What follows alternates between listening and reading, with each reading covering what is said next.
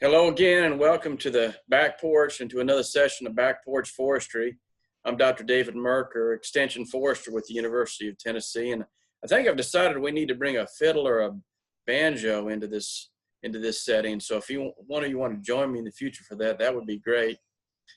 These sessions are what I call 30-30s, essentially 30 slides in about 30 minutes, covering the topic of trees and forests and forest management.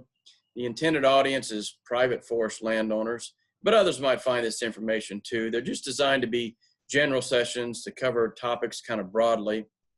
So I guess we'll go ahead and settle in to this session of Back Porch Forestry, and hopefully you'll be able to relax too. Let me share a screen with you, and we'll get started. Back Porch Forestry, we are continuing on a series of elementary forest management. This is part 2 in a 3-part series. You might recall that we ended with the last session where we talked about scaling logs, how to estimate board feet in logs. We're going to carry that to a different level today. We're going to talk about initially scaling standing timber. In other words, trying to estimate the amount of board feet in trees while they are yet on the stump before they've been cut down. Tables have been developed for estimating board feet in standing trees. Essentially what they did is they took average trees of various sizes. These trees were felled, selected, and then felled, and then they were sawn to estimate the total board feet produced in those trees, and then that was summed and essentially averaged. And so using the 2 variables of diameter, which we know as DBH, diameter at breast height, using the variables of diameter and the number of logs in each tree, board feet can then be calculated. Most volume tables for hardwoods are based on what we call the Girard Form Class 78. So let me explain what that means. It's basically a measurement of taper. What is the Girard Form Class 78? It's a measurement of taper. So there's a ratio that exists between the diameter inside the bark at the top end of the first log. And when I say log, I'm referring to a 16-foot log. And that is divided by the DBH, or the diameter at breast height, altogether multiplied by 100. So it's a simple mathematical equation, but if we've got 17 inches at the top end, diameter inside the bark at 16 feet, and if our DBH is 22 inches, that would give us a form class of 78. I'll let you study that a second, but 17 inches divided by 22 inches times 100 is 78. So that's the taper of the average tree. Now, obviously, all trees are different, and even they differ between species and then within the same species. And so the average tree on our hardwood sites tapers at about a 78%.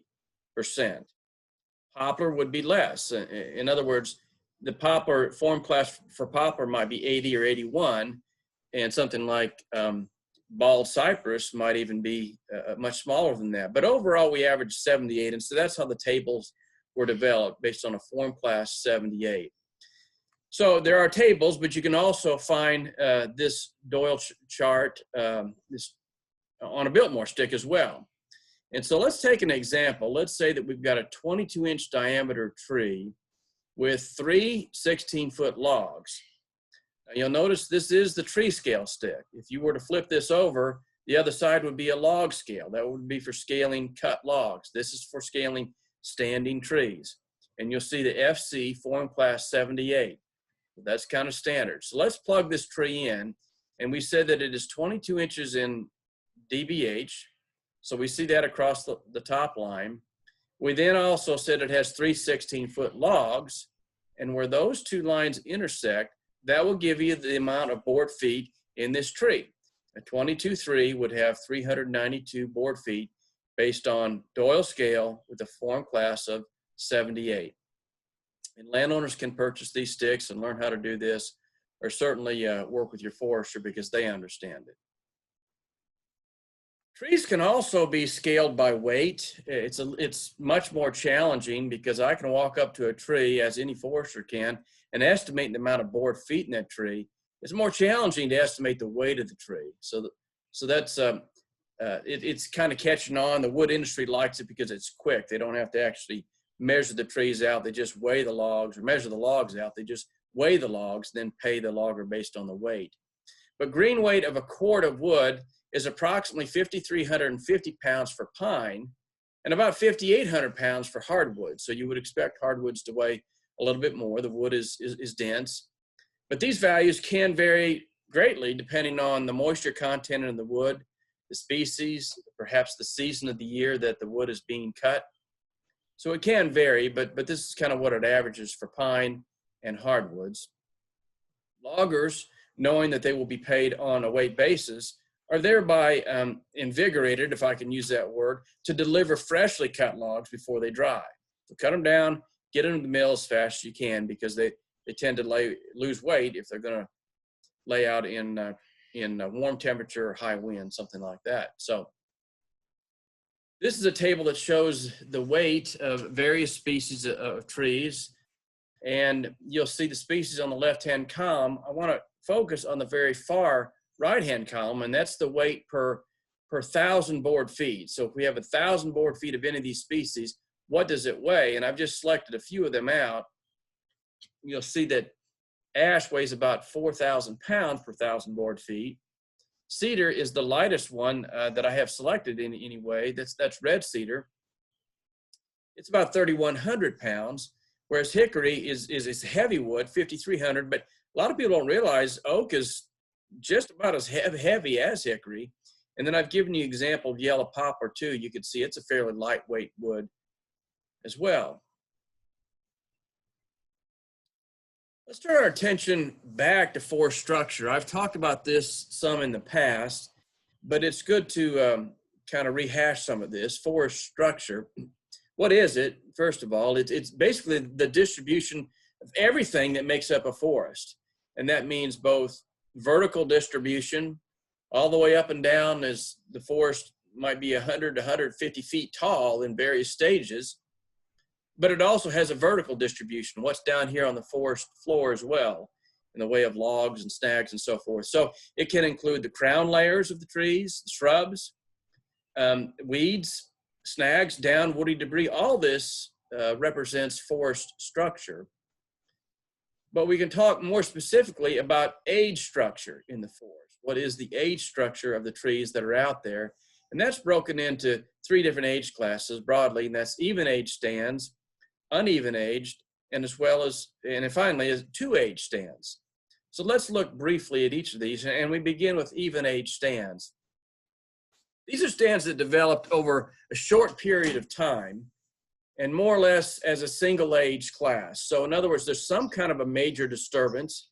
It could be a clear cut, it could be a tornado, it could be a home site that's abandoned, a log home site that's abandoned, and all the open areas grow back to trees, and they tend to grow back at about the same time. The seeds come in quickly, and it is an even age stand. Notice the pattern then. This is a bell-shaped curve. If we were to plot the size of the trees and tree frequency, and as the trees progress through this table, this bell moves with it. So it's a single cohort that follows through time. That's an even age structure. 2 age structure is a situation where various treatments or disturbances have created 2 clear age classes in the stand. So something's happened, and we now have 2 stands, basically, or 2 age classes that are pushing their way through.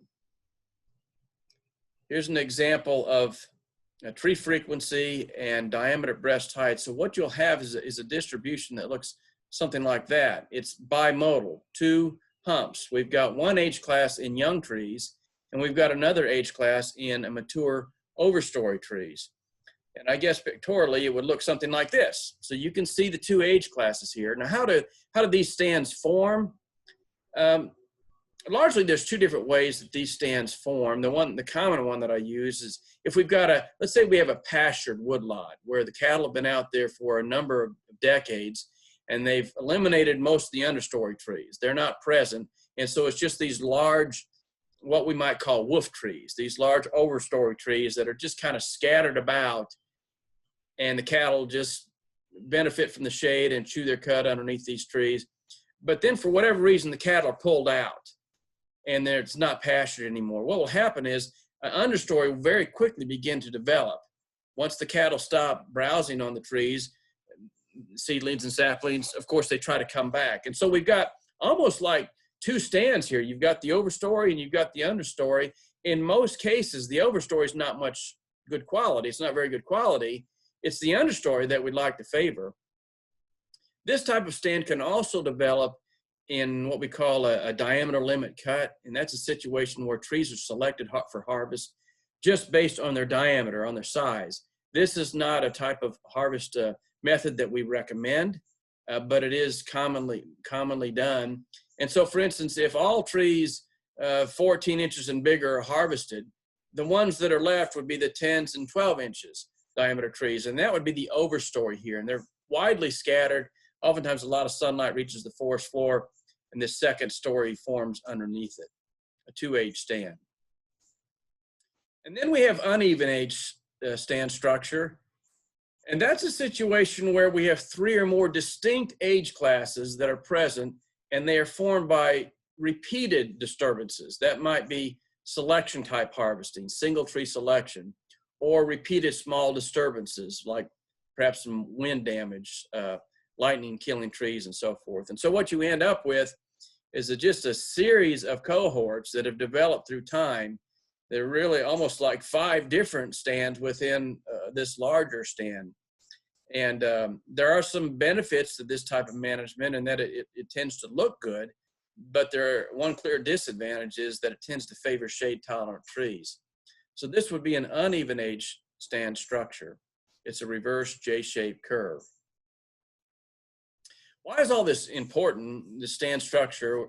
Well, it's important as it leads into what I'm going to be covering in the next session of Back Porch Forestry. That would be part 3 of forest measurements. But timber inventory, that we will be talking about timber inventory in that next session, but timber inventory is easier to measure with even age stands. There are a few differences between the trees. They're about the same age, roughly the same height, and so a forester can go in and take inventory plots with a fair amount of confidence that the data is accurate. But when you have two-age stands or uneven age stands, timber inventory can become more challenging because which trees are you measuring? The overstory trees or the understory trees? And there's going to be a lot of variation between these bigger trees and these smaller trees, and so you have to put in more plots, and it's just probably not going to be as accurate in general. So that's kind of why this subject is important. I want to talk to you about something that might be interesting that, to my knowledge, I haven't addressed on the back porch yet, and that's site index. And so with site index, we're not measuring the trees, the quality of the trees. We talked a lot about that in previous sessions, but we're measuring the site on which the trees grow. The site on which the trees grow. And site index then is defined as essentially it's an indicator of site quality of a forest. So it tells us something about the forest productivity. It's based on 2 variables. When we're trying to calculate or estimate site index, it's based on the height of the dominant and codominant trees at a specified age. And generally that's 50 years of age. So the height of the average tree at 50 years of age. Here's an example. We have a red oak, and a red oak site index of 80 is telling us that the average 50-year-old red oak tree in the dominant and codominant crown classes, in other words, they're up there, they've reached up there, that the height of the dominant tree would be about 80 feet tall at 50 years. That's what that means. So when you hear the number site index of 80, what that's saying is, in this case with oak, it's saying that the average tree would be 80 feet at 50 years of age. Site index of 80, and that's actually a good site index for oak. So when we're estimating site index, there are a number of steps that can be taken, relatively simple. We need to identify the dominant, codominant trees. So we're not trying to measure trees that are relegated to lower portions of the canopy. They're not receiving sunlight. That's not a true measure of the site's capability. So we want those larger trees, the dominant and codominant ones. We want to determine the average total height of these trees, and you can use a clinometer or a hypsometer, different things like that. Biltmore stick turned to its side, you can estimate tree height. Foresters can help you with this. And then we want to determine the average age of the trees. Now that can be done with an increment bore, where you actually bore into the tree and count the growth rings, but you might not want to do that, particularly on a tree that's close to maturity. You can do it on younger trees, and they'll recover from it just fine. But you also may be able to tell the stand age by just knowing the history of it. If we knew when Dad or Grandpa harvested the timber last, maybe there's an old forest management plan that tells us what's been done when. So we've got the height and we've got the age, and then we just transfer these two variables, height and age, to the site index curve. Here we have a site index curve. It's a curve showing the expected height growth pattern over time. So what we've got on the x-axis is the total age. That's the age of the stand that we've talked about. And over here on the y-axis is the total height. Total height. So let me give you an example. Let's say that we know that our stand is 50 years old. And we also know that the total height is 80 feet tall. That's the same example I gave you in the previous slide. Where those two lines intersect, they intersect on an arc that then can be carried over here to this right side axis, and you'll see that the site index is an 80. So any tree that falls on this arc would have a site index of 80, regardless of the age that it's measured at.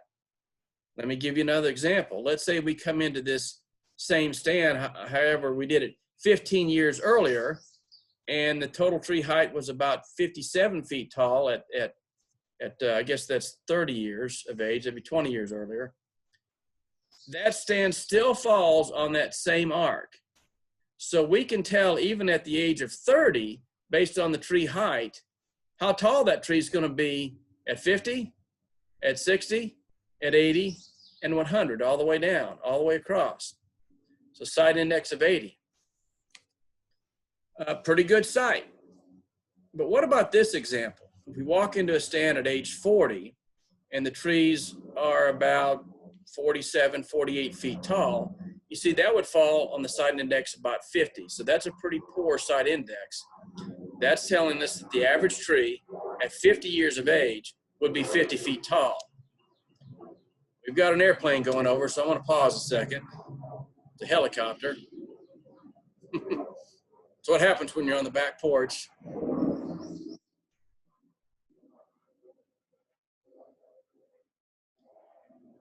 "50 feet tall at 50 years of age means it grew a foot a year. 75, site index of 75 would tell us it grew a foot and a half a year. A site index of 100 tell us it would grow 2 feet per year. So that's pretty good growth. Site index curve. Well, what factors affect the site index?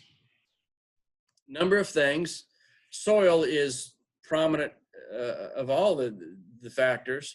Soil conditions, and this refers to the depth of the soil. Depth means how deep can the roots go before they hit an impenetrable layer, such as rock or hard pan or even a high water table. Soil depth.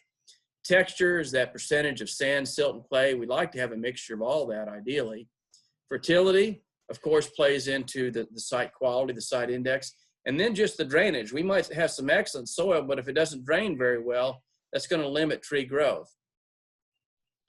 Aspect, we've addressed that in previous sessions, but aspect is the direction that the slope faces. That does affect site quality. We would expect northeasterly slopes to have a higher site index than southwesterly slopes. The slope steepness as well. On steep slopes, of course, water gets away, fertility can run off, there can be some erosion. That can affect productivity. So whether or not you're high on the slope, mid slope, or low slope affects the site index. And then also elevation, whether or not you're dealing with a bottomland site in West Tennessee or the mountain peaks in East Tennessee. Historic uses as well. if there's been a history of heavy livestock pasturing that compacted the soil a great deal. Maybe the site was farmed at one time and it grew back. Maybe some heavy fires impacted the site in one way or another. All these play into determining the measure of site index. So I want to show for you the site index for various species at base age 50. We're going to be going across this table, not so much down. So 3 different species: shortleaf pine, white oak, and yellow poplar. And as we go across shortleaf pine, an excellent site index for shortleaf pine would be an 81. That means the average dominant or codominant tree would be 81 feet tall at 50 years of age. A good site index is 65, and then poor for shortleaf pine would be that 50 feet tall at 50 years of age. Then we drop down to white oak. Excellent would be a 79. If you can get an 80-foot tall tree at 50 years, that's good for white oak. You can see 72 for good sites, and then 52 for poor, and then yellow poplar of 166 and 50. You'll notice yellow poplar just doesn't do very well on those poor sites, particularly dry sites. In fact, you'll notice that nothing really does well on the poor sites. We've got a range of very short range, 50 to 52 feet tall at 50 years old. So timber production is influenced by the site index. We make forest management decisions, foresters do, based on the site index. And let me show you why that's important and how we do that. What I'm going to provide for you here is the estimated total yield of these same species at age 50. When I say yield, this means board foot volume. This is the board foot yield. The first 2 columns are nothing more than the previous slide, just inverted upright. And so we've got the poor site, the species, and here's their site index. And then we jump all the way over here to this far right column. And that's where I want to spend a lot of time looking at the yield. This is the board foot yield. We begin with poor site. And what this is saying is that at age 50, the total amount of wood that can be produced on a given acre of land based on these poor sites is as follows. Shortleaf pine can produce right at about 10,000 board feet at 50 years. You notice what white oak and poplar is. Neither one does very good. At 50 years, this would be a very poor production amount of wood for the amount of time that it took to get there. We can then drop down to the medium site index. Again, those are the ones that range in this category, about ranging from 55 to 72 for medium site index. And you can see what happens to the volume there. Shortleaf pine is incredible. It's double the amount of volume for white oak on this medium site. So for 50 years, if you can grow 22,000 board feet in 50 years, that's pretty good. But now let's extend this down to the good site.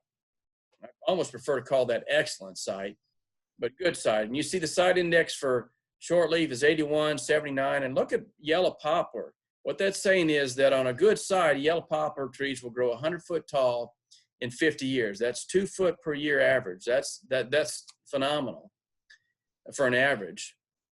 Now look at the board foot volume production on these sites, on the better sites. 24,000 board feet for shortleaf pine, 13,000 and 32,000. Nothing outperforms poplar on these good sites. So as we examine this, again, comparing poor site with good site, and at this point, I'm just looking at the yellow poplar. We've gone from 3,500 board feet at 50 years to 32,000 board feet at 50 years by improving the site index.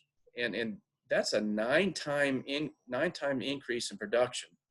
That's hard to beat. So as we look at this particular figure, there's some summaries that I want to try to draw out here. And the first is, that should be obvious, that nothing likes a poor site. Nothing does very well there. The best is shortleaf pine. And people wonder, why are we planting pine on hardwood sites? Well, this kind of makes the case for it. Now, this is shortleaf pine. Loblolly pine is more common and more commonly grown, but they're both southern yellow pine, and loblolly pine, the yield would even be greater, I'm sure, of that in that amount of time. And so we wonder why we grow pine on poor sites. Well, this tells the story right there. Another observation is that yield improves for all species as the site index improves. So if we're going to manage forest, we want to begin on the best sites and then gradually go down to our poorer sites. In other words, let's manage where we're going to get the best bang for our buck initially. Another observation is that white oak outperforms yellow poplar on the poor to medium sites. We already know that white oak is more tolerant to drought than yellow poplar is. And so on your poor to medium sites, in fact, the real poor sites, you hardly have to do anything. Poplar's going to fade out anyway. But on these medium quality sites, you might want to manage, well, it's easier to manage for oak on those sites. A fourth observation is that pine outperforms white oak on all sites. And then finally, maybe, just maybe, we should favor yellow poplar over white oak on the really, really good sites. Take a look at the volume difference. That's about 2.5 times as much volume of yellow poplar on white oak on these really good sites. So maybe we're kidding ourselves to think that we should try to grow white oak on these sites if poplar is present. And some would say, well, but what about the price difference? Well, that's true. White oak is worth more, but the last time I checked, average grade white oak lumber is not worth 2.5 times the amount of average quality poplar lumber. Veneer would be a different story, but just something to think about rather than trying to oar against the current. Maybe we should be growing yellow poplar instead of white oak on some of these better sites. That's a management decision that you and your forester can make. That brings to close this session of Back Porch Forestry. We've calculated board feet in standing trees. We've discussed weight scaling, age structure and why that's important, and we've also discussed site index. In our next session, we'll be looking at the steps in the timber inventory. So we've taken you through level 1, level 2. Now we're ready to get out in the woods and begin inventorying the timber. And so I look forward to sharing that session with you. Here is a survey that I encourage you to participate in, to give me some feedback and maybe suggest some future topics that I can look into. I haven't shared with you this publication yet. You can Google the phrase, "A Glossary of Common Forestry Terms," and my name, and you'll find basically it's a dictionary with about 250 forestry terms. That will help you as we continue through the Back Porch Forestry sessions. Of course, both of these are available on the subject line back on YouTube, and you can just click on them there if you prefer to do it that way. So thank you for your time. I look forward to our next session, and we'll go from there.